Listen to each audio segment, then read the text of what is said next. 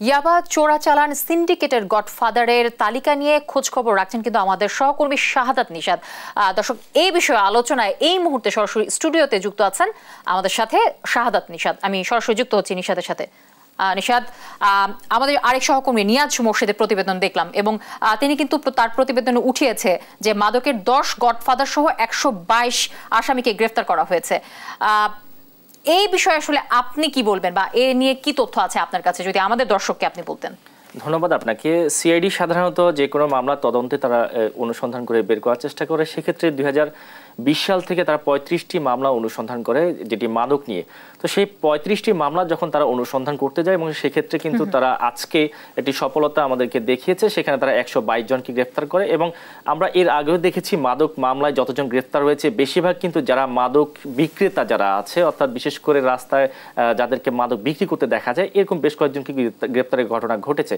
কিন্তু আসলে এই মাদকের আড়ালে যে কারা এটার সাথে জড়িত সেটি কিন্তু বের করা খুব কঠিন হয়ে যাচ্ছিল। কিন্তু সেই মুহূর্তে আমরা দেখেছি 10 জন গডফাদারের নাম এসছে এবং সেই গডফাদারকে কিন্তু তারা আজকে হাজির করেছেন, সম্মুখ করেছেন এবং সেখানে কিন্তু বেশ কয়েকজন ঊর্ধ্বতন সরকারি কর্মকর্তার নামও তারা নাম সরাসরি প্রকাশ করেনি। তারা বলেছেন যে তারা জড়িত আছেন এবং একই সাথে সাবেক সংসদ সদস্য একজন, যিনি কক্সবাজার যে টেকনাফ যে আসনটি রয়েছে বদি, তার ভাইদের সংশ্লিষ্টতাও কিন্তু এখানে তিনি উল্লেখ করেছেন। তবে নির্দিষ্টভাবে আসলে পুরো তাদের যে সম্পত্তি, এখানে যে একটু যদি জানিয়ে রাখি যে 35টি মামলার তারা তদন্তে এই অনুসন্ধান করেছেন এবং সেখানে কিন্তু তার প্রায় 178 কোটি টাকার সম্পত্তি তাদের অবৈধভাবে অর্জনের যে বিষয়টি সেটি কিন্তু তুলে ধরেছেন। অর্থাৎ এই অবৈধভাবে কিন্তু বেশিরভাগ মাদকের যে গডফাদাররা রয়েছেন তারা কিন্তু এই সম্পদ অর্জন করছেন এবং একই সাথে তাদের এই সম্পদের পাহাড়ে কিন্তু দেখা যাচ্ছে যে বিভিন্ন সময় আইন শৃঙ্খলার বাহিনীর ফাঁকফোকরে তারা কিন্তু বের হয়ে যাচ্ছেন। আপনার কথার সূত্রেই যদি বলি বা আপনার সাথে যদি মিলিয়ে বলি যে সিআইডি কিন্তু বলছে যে ইয়াবা সিন্ডিকেটের সঙ্গে সাবেক সংসদ সদস্য আব্দুর রহমান বদির 2 ভাই ছাড়াও ঊর্ধ্বতন কর্মকর্তার একটা যোগসূত্র পেয়েছে বা প্রমাণ মিলেছে।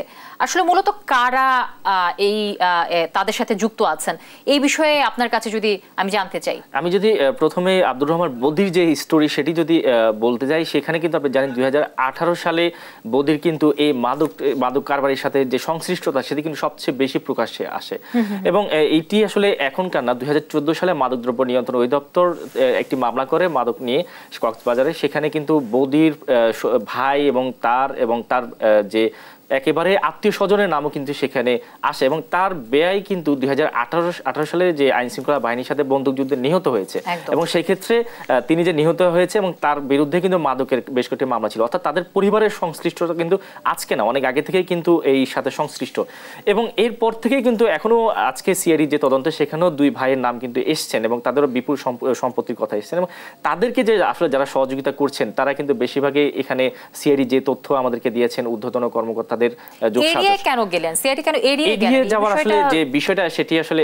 আমাদেরকে যে বিষয়টি সিআইডি প্রধান তুলে ধরেছেন তারা কিন্তু এখন অনুসন্ধান করছেন বলে আমাদেরকে জানাচ্ছেন।